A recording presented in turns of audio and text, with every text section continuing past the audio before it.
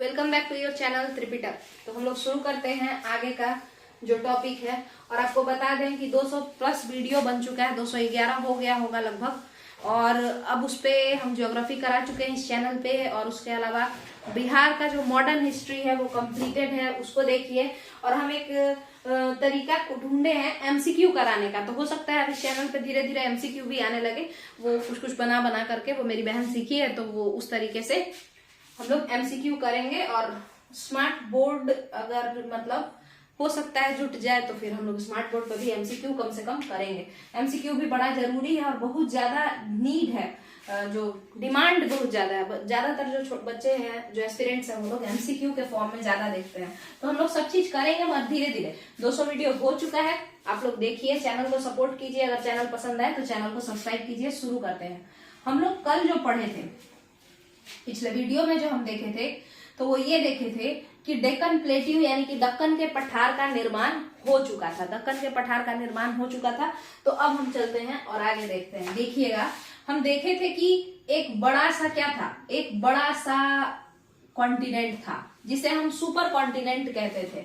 ठीक है, ये सुपर कॉन्टिनेंट किस समय था? इस समय, इस ट्राइयासिक पीरियड के समय में सुपर कॉन्टिनेंट हुआ करता था। फिर जैसे जैसे समय आगे बढ़ा, ये टूट गया और टूट करके दो भागों में बट गया। ये टूट करके दो भागों में बट गया और बाकी सारे तरफ पानी, पहले भी यहाँ पे भी पानी था इस तरीके से। तो जब ये टूट गया तो इसमें भी पूरा पानी पानी पानी चारों तरफ फैल गया। ऊपर वाला जो था वो अंगारा लैंड या लॉरेशिया कहलाया। और ये सब क्या है? ये पत्थर जो है ये सब प्लेट है ना। अंदर कई सारे प्लेट है। 7 प्लेट से मिलकर के पृथ्वी जो है वो बनी है। मेजर 7 प्लेट्स है, ऐसे तो बहुत सारे छोटे छोटे। और ऊपर नीचे वाला जो है वो कहलाया गोंडवाना लैंड। ये सब हम लोग पढ़ चुके थे। फिर हमने देखा क्या कि गोंडवाना लैंड का क्या हुआ। ये नीचे वाला गोंडवाना लैंड, यहीं से जो है इंडो ऑस्ट्रेलियन प्लेट निकला। गोंडवाना लैंड में नीचे का सब था। कौन कौन कंटिनेंट है जो गोंडवाना लैंड का हिस्सा था? तो साउथ अमेरिका, उसके अलावा बताइएगा अफ्रीका, उसके अलावा बताइएगा ऑस्ट्रेलिया, इंडिया का हिस्सा, और आपका जो है बाकी आपका अंटार्कटिका जो नीचे है ना। तो वो सब, तो ये सारा लोग तो था ही था गोंडवाना लैंड में। अब देखते हैं कि जो इंडो ऑस्ट्रेलिया, मान के चलिए ये गोंडवाना लैंड इस तरीके से है, तो इसमें से कुछ हिस्सा, मान के चलिए इसका इतना हिस्सा लेकर के कोई ऊपर उठने लगा। इतना हिस्सा इसका ऊपर उठने लगा था। ठीक है, तो ये ऊपर कब उठना शुरू किया था? तो आज से 80 मिलियन साल पहले। तो 1 मिलियन में कितना साल होता है एस्पिरेंट्स? 10 लाख साल होता है। तो 1 मिलियन में अगर 10 लाख होता है तो 80 मिलियन में 800 लाख हुआ। यानी आज से 8 करोड़ साल पहले इस गोंडवाना लैंड का कुछ इतना हिस्सा टूट करके और ऊपर की तरफ बढ़ना शुरू कर दिया। ठीक है, तो बढ़ते बढ़ते बढ़ते बढ़ते इसी क्रम में आगे बढ़ते बढ़ते बढ़ते बढ़ते यहाँ पे एक रियूनियन आइलैंड के पास जब ये हिस्सा टूट करके इसके बगल में गया, तो यहाँ पे ज्वालामुखी उद्गार हुआ, वोल्केनिक इरप्शन हुआ। आज भी रियूनियन आइलैंड है। रियूनियन आइलैंड आज भी मेडागास्कर के आसपास आपको दिख जाएगा। ठीक है, तो ये रियूनियन आइलैंड अभी फ्रांस के कब्जा में है। ठीक है, तो इसी पे ज्वालामुखी उद्गार हुआ और पूरा इस वाले हिस्सा पे, जब ये यहाँ पहुंचा था, इस वाले हिस्सा पे आकर के गिर गया। ठीक है, तो ये जो है आपका इस वाले हिस्सा पे जब आकर के गिरा तो क्या हुआ कि ये हिस्सा पूरा का पूरा जल गया और यहाँ पे पूरा दक्कन प्लेट्यू इसको नाम दे दिया गया। और इस तरीके से आज का जो प्रेजेंट डे का जो दक्कन प्लेट्यू है, जो कि ज्वालामुखी से बना हुआ है, लावा से निर्मित है ना, तो उसका निर्माण जो है आज का प्रेजेंट का डेक्कन प्लेट्यू इसी ज्वालामुखी के उद्गार के बाद बन करके तैयार हुआ है। तो यहाँ तक का क्लियर था। इसके बाद आपको पता है जिस समय में इस इंडिया पे अटैक हुआ था, जिस समय में इस इंडिया पे, ये वाले इंडिया पे अटैक हुआ था ना, तो उस समय क्या हुआ था कि कुछ हिस्सा इंडिया का टूट करके यहीं गिर गया था। कुछ हिस्सा इंडिया का टूट करके यहीं गिर गया था। ये वही हिस्सा है जिसको आज हम लोग मेडागास्कर के नाम से जानते हैं। ये वही हिस्सा है जिसको आज हम लोग मेडागास्कर के नाम से जानते हैं। ये हिस्सा मेडागास्कर ही है। ठीक है, तो ये सब तो क्लियर था। डेक्कन प्लेट्यू हम लोग बना चुके थे। अब जो हम लोग देखेंगे वो है हिमालय का निर्माण। ठीक है, तो हिमालय के निर्माण में क्या हुआ उसको अब हम लोग समझने का कोशिश करेंगे। देखते हैं हिमालय के निर्माण को। देखिएगा, और कहीं भी जगह है ही नहीं तो हम यहीं पे समझाने का कोशिश करेंगे। तो देखिए हिमालय का निर्माण कब हुआ है, तो 80 मिलियन 8 करोड़ साल पहले तो दक्कन प्लेट्यू जो था, वो दक्कन का जो ये नीचे वाला हिस्सा था वो तो छोड़ करके ऊपर बढ़ना ही शुरू किया था, ठीक है। और फिर उसके बाद हम देखते हैं कि आज से 7 करोड़ साल पहले, 70 मिलियन साल पहले, यानी कि 7 करोड़ साल पहले 2 ठो प्लेट आपस में टकराना शुरू किया। जैसे देखिए, सबसे पहले कोई 2 प्लेट आपस में टकराना शुरू करता है तो पहले ऐसा थोड़ी कि एक ही बार जाके कस के दाब देता है, नहीं, पहले धीरे धीरे टच करता है, धीरे धीरे टच करता है और फिर जो है कस कस के दाबना शुरू करता है और इस तरीके से उठने लगता है। क्लियर है? तो आज से 7 करोड़ साल पहले 2 ठो प्लेट थे जो कि आपस में टकराने का कोशिश कर रहे थे। एक प्लेट का नाम था वही प्लेट जिसका नाम लॉरेशिया है, ऊपर वाला हिस्सा, तो ये लॉरेशियन प्लेट। लॉरेशियन प्लेट को हम हिंदी में कहते हैं अंगारा लैंड। लॉरेशियन प्लेट को हिंदी में हम कहते हैं अंगारा लैंड। और कौन सा प्लेट इससे टकराने का कोशिश कर रहा था, उससे पहले आप जान लीजिए कि इस प्लेट के नीचे बहुत सारा पानी था और इस पानी का नाम था तेथिस सागर। इस पानी का नाम था तेथिस सागर या तेथिस सी, ठीक है। और उसके बाद क्या हुआ, ये हिस्सा जो कि ऊपर आ रहा था नीचे से उठते हुए, तो आज से 7 करोड़ साल पहले ये हिस्सा नजदीक पहुंच चुका था। ये हिस्सा नजदीक पहुंच चुका था, ठीक है। इसके नजदीक आ रहा है, ऊपर उठते जा रहा है, उठते उठते, ठीक है। और नजदीक पहुंच करके इसको हल्का हल्का टच करना शुरू किया, ठीक है। जैसे जैसे जैसे आज से 7 करोड़ साल पहले, फिर 6 करोड़ साल पहले, ऐसे करते करते ये एकदम नजदीक पहुंचता जा रहा था, जिस कारण से ये तेथिस सागर है आपका, इसमें दरार आने लगा। दरार मतलब क्या होता है, मतलब दरार नहीं, मतलब कंप्रेशन होना शुरू हो गया, संकुचन शुरू हो गया। ऐसे मान के चलिए, देखिएगा यहाँ पे किससे हम बताएं, एक सेकंड रुक जाइए। ये है, मान के चलिए, अब इसको हम दोनों साइड से, ये तेथिस सी का तल है, ये तेथिस सी का तल है, ये एक प्लेट है, ये दूसरा प्लेट है। ये प्लेट आपका अंगारा लैंड है, यानी लॉरेशियन प्लेट, जो कि हिलता नहीं है, हिल नहीं रहा है वो। और ये है इंडो ऑस्ट्रेलियन, जो तब से ऊपर आए जा रहा है। अब ये तेथिस सी, इस तेथिस सी के तल को, तल मतलब समझते हैं, देखिए 2 तरीके का क्रस्ट होता है, एक अर्थ का जो है लिथोस्फेरिक क्रस्ट और एक आपका ओशियानिक क्रस्ट। तो ये जो ओशियानिक क्रस्ट है, ओशियानिक तल जिसपे कि पानी पूरा फैला हुआ है, उसके तल को, ठीक है, इसको ये इंडो ऑस्ट्रेलियन प्लेट इसको मारना शुरू किया, धक्का देना। तो पहले तो टच किया, उसके बाद टच करने के बाद इसको दबाना शुरू किया और दबाते दबाते दबाते दबाते ये देखिए ये ऊपर की तरफ उठने लगा।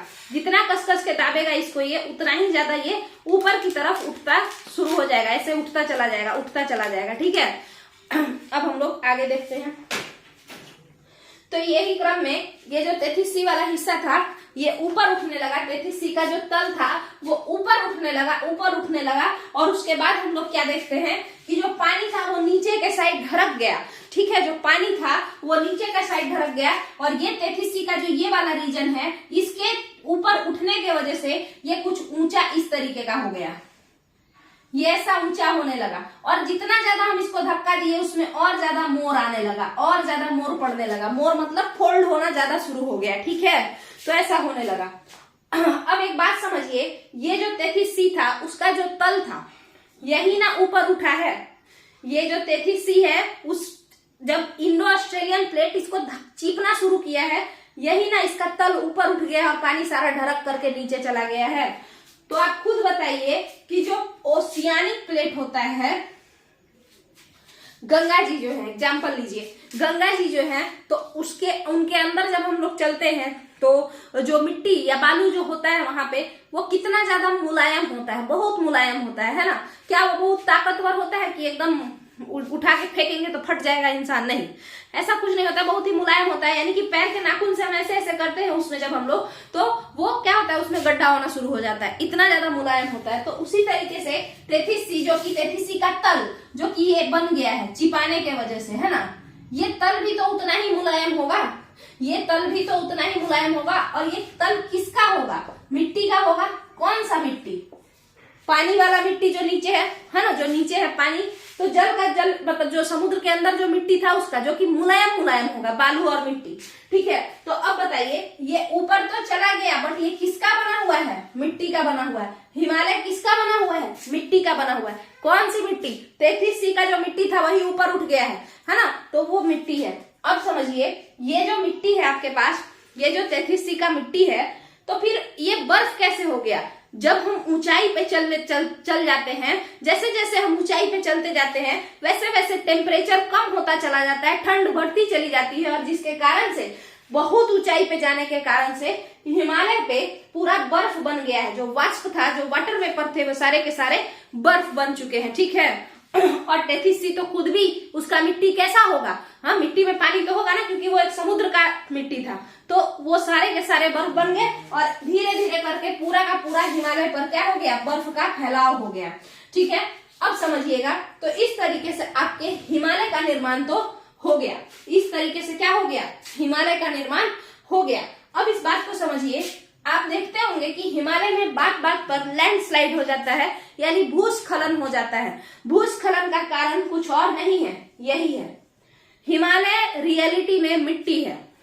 हिमालय कोई बहुत ही कठोर चट्टान नहीं है जो टूटेगा ही नहीं, है ना, झुकेंगे ही नहीं, वैसा नहीं है। हिमालय रियलिटी में क्या है? 33C का वही परत है जिसपे 33C बना हुआ था, तो नीचे तो मिट्टी होता है, वो भी मुलायम होता है। तो हिमालय रियलिटी में मिट्टी का बना हुआ है, उसके ऊपर भले ही बहुत सारा बर्फ है, तो इसीलिए अचानक से ये सब गल गल के गिरना शुरू हो जाता है। और जो मिट्टी है ना, भुसभुसी मिट्टी है, तो मतलब उसमें क्या होता है, धीरे मतलब बड़े आसानी से घसक के नीचे चला जाता है। बड़े आसानी से क्या हो जाता है? घसक करके हिमालय का कुछ एरिया जो है वो नीचे चला जाता है। ठीक है, तो आपका यहाँ पे हिमालय का फॉर्मेशन हो गया। अच्छा देखिए, 70 मिलियन से ये शुरू हुआ था। हिमालय का फॉर्मेशन होना कब से शुरू हुआ था? 70 मिलियन से, और लगातार होता गया होता गया होता गया, और हम देखते हैं कि 1.8 मिलियन तक, ठीक है, 1.8 मिलियन तक जो है आपका क्या शुरू रहता है? 70 मिलियन से 1.8 मिलियन इस समय तक जो है लगातार ये बनता जाएगा, क्योंकि एक लेयर बना है हिमालय का। आप खुद बताइए सॉरी, क्या एक लेयर हिमालय का बना है? नहीं, 4 लेयर है उसके पास। ट्रांस है, ग्रेटर है, लेसर है, फिर शिवालिक है।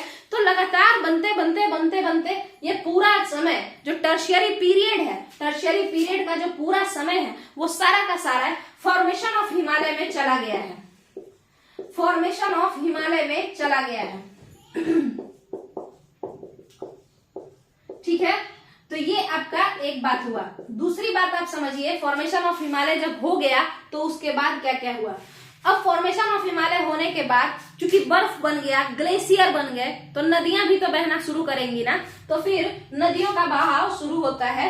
ठीक है, अब आपसे अगर कोई पूछेगा कि फॉर्मेशन ऑफ हिमालय कब हुआ, तो आप सीधे सीधे कहेंगे 70 मिलियन के बाद से शुरू हुआ है। ये देखिए, यहाँ पे ये पहुंचना ही शुरू किया था 70 मिलियन में, है ना, और धक्का देना शुरू किया, यानी 70 मिलियन से धक्का देने का शुरुआत हो गया, यानी कि 70 मिलियन से हिमालय का फॉर्मेशन, यानी 33 के तल का ऊपर उठना शुरू हो गया, उस पे मोड़ पड़ना शुरू हो गया, फोल्ड पड़ना शुरू हो गया, यानी 70 मिलियन से यह हिमालय का निर्माण शुरू हो गया। बनते 4 लेयर बनते 18 लाख साल पहले पूरा का पूरा हिमालय बन करके तैयार हो गया।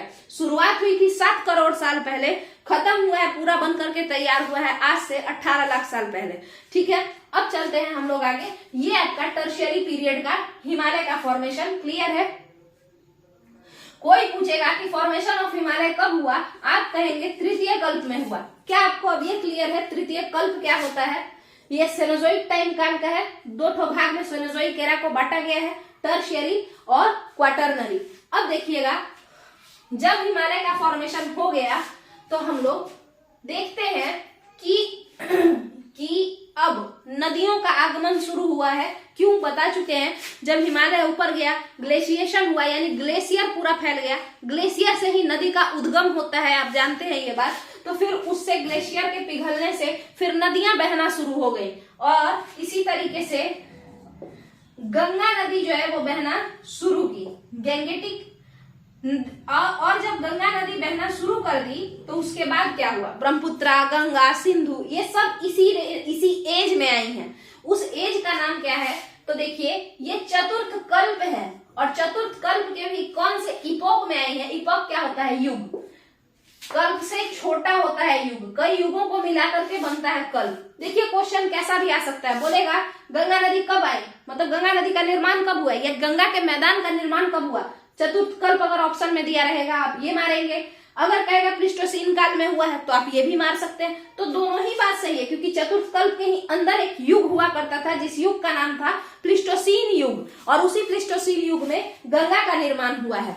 ठीक है, तो अब देखिए चूंकि ये थोड़ा सा टफ टॉपिक है तो हम लोग गंगा के निर्माण को, जो कि प्लीस्टोसीन युग में हुआ है, उसको एक नेक्स्ट टॉपिक में पढ़ लेंगे। और फॉर्मेशन ऑफ हिमालय आपका कंप्लीट हो गया है। फिर उसके बाद जब गंगा का निर्माण होगा, गंगा का जब मैदान बन ही रहा होगा, तभी तक आप लोग देखेंगे कि हिमालय का एक हिस्सा टूट करके नीचे चला जाएगा पानी में, और वही है मेघालयन जो, और उसके बाद फिर आप देखेंगे कि मेघालय एज आ जाएगा। देखिएगा मेघालय एज, ठीक है, स्टोन एज के बाद। तो उसके बाद हम लोग उसको समझ लेंगे। तो यही पर इस वीडियो को खत्म करते हैं। गंगा का निर्माण हम लोग नेक्स्ट वीडियो में पढ़ लेंगे। चलिए, थैंक यू।